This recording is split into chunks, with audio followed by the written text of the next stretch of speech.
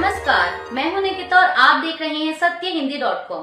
चलिए एक नजर डालते हैं अब तक की सुर्खियों। मुंबई के विले पार्ले में 90 साल पुराने दिगंबर जैन मंदिर को पीएमसी की ओर से तोड़े जाने के खिलाफ जैन समुदाय में भारी आक्रोश है। इस कार्रवाई के खिलाफ जैन समाज ने आज 19 अप्रैल को बड़े आंदोलन की चेतावनी दी थी। जैन समुदाय के लोगों ने पीएमसी की इस कार्रवाई को अनुचित बताया है और इस कार्रवाई के खिलाफ विरोध प्रदर्शन कर रहे हैं। जैन धर्म गुरुओं और समाज के प्रमुख लोगों ने बीएमसी के इस कदम को न सिर्फ आस्था के खिलाफ बल्कि एक तरफा और असंवेदनशील करार दिया। मंदिर को तोड़ने की कार्रवाई कोर्ट के आदेश का हवाला देकर की गई, लेकिन सवाल ये है कि क्या संवेदनशीलता की उम्मीद भी अदालत के आदेश पर टिकी होती है। मीडिया रिपोर्ट्स के मुताबिक ध्वस्तीकरण के दौरान जैन धार्मिक नेताओं ने विशेष अनुरोध किया था कि मंदिर की धार्मिक पुस्तकें और वस्तुएं हटाने का समय दिया जाए, लेकिन पीएमसी ने इस आंकड़े को अनदेखा करते हुए जेसीबी से सीधा अभियान शुरू कर दिया। इस दौरान नगर निगम कर्मचारियों पर आरोप है कि उन्होंने जैन धर्म की पवित्र किताबें और पूज्य वस्तुएं सड़क पर फेंक दी और इस घटनाक्रम ने न सिर्फ धार्मिक भावनाओं को आहत किया बल्कि जैन समाज को आंदोलित कर दिया। साथ ही बता दें कि हाईकोर्ट ने दोपहर तक मंदिर तोड़ने पर अस्थायी रोक लगा दी, लेकिन तब तक पीएमसी की मशीनें आस्था का बड़ा हिस्सा मलबे में बदल चुकी थीं। अब जैन समुदाय के धर्म गुरुओं ने महाराष्ट्र के मुख्यमंत्री देवेंद्र फडणवीस से मांग की है कि कार्रवाई के लिए जिम्मेदार वार्ड अधिकारी नवनाथ खाड़गे को तुरंत निलंबित किया जाए, साथ ही जिस स्थान पर मंदिर था उसे वहीं फिर से स्थापित किया जाए। महाराष्ट्र के मुंबई में एक जैन मंदिर पर पीएमसी की कार्रवाई के बाद कांग्रेस, आम आदमी पार्टी और समाजवादी पार्टी ने भाजपा पर निशाना साधा है। कांग्रेस ने इस मामले में भाजपा को घेरते हुए एक्स पर एक पोस्ट में लिखा कि बीजेपी सरकार ने मुंबई में मंदिर पर बुलडोजर चलवा दिया। 90 साल पुराने पार्श्वनाथ दिगंबर जैन मंदिर पर बीजेपी की सरकार ने बुलडोजर चलवाया है। इस घटना ने जैन समाज सहित पूरे देश को आहत किया है। हम इसकी कड़ी निंदा करते हैं। वहीं आम आदमी पार्टी ने एक्स पर लिखा कि इस समय भाजपा की गंदी नजरें देश में विभिन्न धार्मिक स्थलों की जमीनों पर हैं। इन जमीनों पर कब्जा करके वे अपने खास दोस्तों को देने की साजिश रच रही है। पीटीआई की एक रिपोर्ट के मुताबिक समाजवादी पार्टी के प्रमुख अखिलेश यादव ने भी जैन मंदिर को गिराए जाने पर चिंता व्यक्त की। उन्होंने भाजपा सरकार पर पूरे भारत में शांतिपूर्ण जैन समुदाय को निशाना बनाने का आरोप लगाया।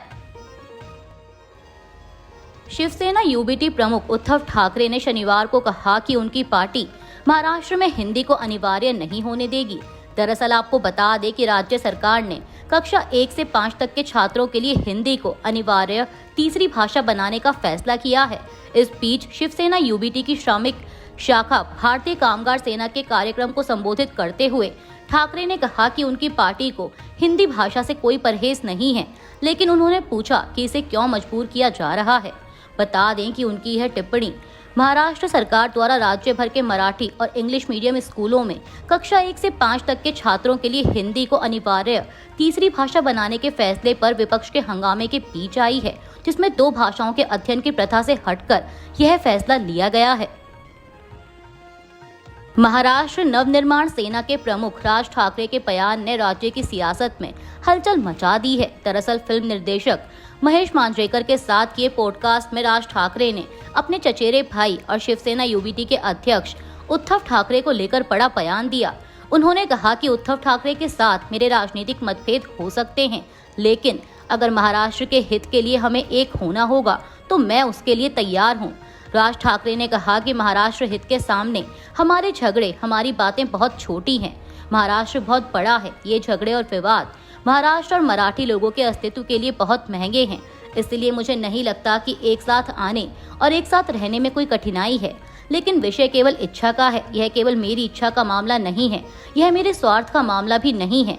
मुझे लगता है कि बड़े चित्र को देखना महत्वपूर्ण है। मेरा मतलब यह है कि महाराष्ट्र के सभी राजनीतिक दलों के मराठी लोगों को एक साथ आकर एक पार्टी बनानी चाहिए। बांग्लादेश में हिंदू समुदाय के एक नेता को कथित तौर पर अगवा करने और इसके बाद उनकी हत्या की खबरों पर भारत के विदेश मंत्रालय ने प्रतिक्रिया दी है। भारतीय विदेश मंत्रालय के प्रवक्ता रणधीर जायसवाल ने एक्स पर एक पोस्ट में कहा कि बांग्लादेश में हिंदू समुदाय के नेता भावेश चंद्र रॉय के अपहरण और निर्मम हत्या की घटना को गहरे दुख और चिंता के साथ संज्ञान में लिया गया है। उन्होंने लिखा कि यह हत्या बांग्लादेश की अंतरिम सरकार में हिंदू अल्पसंख्यकों के सुनियोजित उत्पीड़न के पैटर्न के तहत है, जबकि पहले हुई ऐसी घटनाओं के अपराधी अब भी खुलेआम घूम रहे हैं। हम इस घटना की निंदा करते हैं और एक बार फिर अंतरिम सरकार को यह याद दिलाते हैं कि उसे किसी भी तरह का बहाना बनाए बिना हिंदुओं सहित सभी अल्पसंख्यकों की सुरक्षा सुनिश्चित करने की अपनी जिम्मेदारी को निभाना चाहिए। बांग्लादेश के द डेली स्टार अखबार की एक रिपोर्ट के अनुसार देश के दिनाजपुर जिले में हिंदू समुदाय के एक प्रमुख नेता को कथित तौर पर उनके घर से अगवा कर लिया गया और पीट कर उनकी हत्या कर दी गई। कनाडा में भारतीय छात्रा की गोलीबारी की घटना में मौत होने पर टोरंटो में स्थित भारत के महावाणिज्य दूतावास ने प्रतिक्रिया दी है।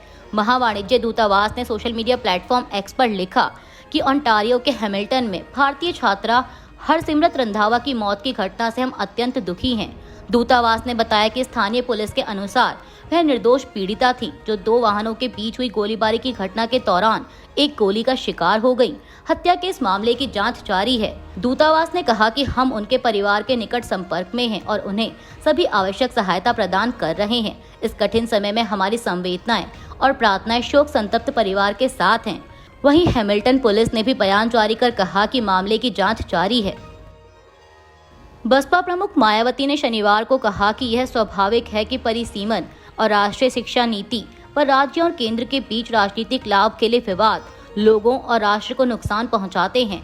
मायावती ने कहा कि सुशासन वह है जो संविधान के अनुसार पूरे देश को साथ लेकर चले।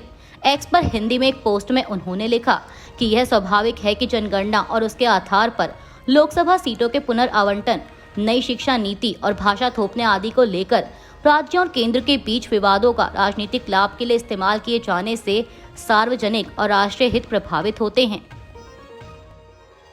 कांग्रेस के वरिष्ठ नेता राहुल गांधी ने सोशल मीडिया प्लेटफॉर्म एक्स पर पॉडकास्ट का एक वीडियो शेयर किया है। पॉडकास्ट के दौरान उन्होंने कहा कि राजनीति उनके लिए सत्ता या छवि बनाने का माध्यम नहीं है, बल्कि यह सच की तलाश है। उन्होंने अपने परिवार की विरासत और विचारधारा को भी विस्तार से समझाया। राहुल गांधी ने कहा कि भारत के पहले प्रधानमंत्री जवाहरलाल नेहरू ने मुझे राजनीति नहीं बल्कि डर का सामना करना और सच के साथ खड़े होना सिखाया। नेहरू ने हमें सिखाया कि कैसे अत्याचार का विरोध करना चाहिए और सच के साथ खड़ा रहना चाहिए। कांग्रेस नेता ने कहा कि सच की खोज ही सबसे बड़ी विरासत है। उन्होंने कहा कि यह सोच उनके पूरे परिवार में रही है। मोतीलाल नेहरू, जवाहरलाल नेहरू, इंदिरा गांधी और राजीव गांधी सभी ने राजनीति को एक सत्य की खोज के रूप में देखा, न कि केवल पद या लोकप्रियता पाने के रूप में। राहुल गांधी ने यह भी माना कि आज के दौर में सच बोलना आसान नहीं है। उन्होंने कहा कि आज लोग सच नहीं सुनना चाहते। राजनीति में यह आसान है कि जो लोग सुनना चाहते हैं वही बता दो, लेकिन मेरी आत्मा ऐसा करने की इजाजत नहीं देती। मैं झूठ नहीं बोल सकता, चाहे मुझे ही नुकसान क्यों ना हो। दिल्ली के मुस्तफाबाद इलाके में शनिवार की सुबह एक इमारत ढहने के मामले में भाजपा और कांग्रेस की प्रतिक्रिया सामने आई है। मुस्तफाबाद के विधायक मोहन सिंह बिष्ट ने कहा कि लिप्त अधिकारियों के खिलाफ कार्रवाई होनी चाहिए। वहीं कांग्रेस के राज्यसभा सांसद प्रमोद तिवारी ने कहा कि मामले की जांच होनी चाहिए। भाजपा नेता मोहन सिंह बिष्ट ने समाचार एजेंसी ANI से कहा कि 3 महीने पहले जब मैं चुनाव जीता तो यहाँ घूम रहा था। घूमने के बाद मैंने कहा था कि कहीं ना कहीं ये इमारत हादसे को दावत दे सकती है। उन्होंने बताया कि उन्होंने इसकी शिकायत भी की थी। वहीं उत्तर पूर्वी जिले के एडिशनल DCP संदीप लांबा ने ANI को बताया कि इमारत ढहने से 4 लोगों की मौत हो गई। दिल्ली के मुस्तफाबाद इलाके में इमारत ढहने की घटना पर भाजपा विधायक और मंत्री कपिल मिश्रा ने कहा कि 4 शव अभी तक निकाले जा चुके हैं और 15 लोगों को बचाया गया है। 10 लोगों के दबे होने की आशंका है। उन्होंने बताया कि ये अवैध निर्माण है और इन क्षेत्रों में 6 से 7 मंजिल के बने मकान अवैध बने हुए हैं। ये इमारत कभी भी गिर सकती है। जिम्मेदार अधिकारियों को छोड़ा नहीं जाएगा। कपिल मिश्रा ने कहा कि जो भी अधिकारी अवैध निर्माण को रोकने के लिए जिम्मेदार थे, उनकी नौकरी जाएगी। अभी के लिए बस इतना ही। बाकी की खबरों के लिए बने रहिए सत्यहिंदी.com के साथ।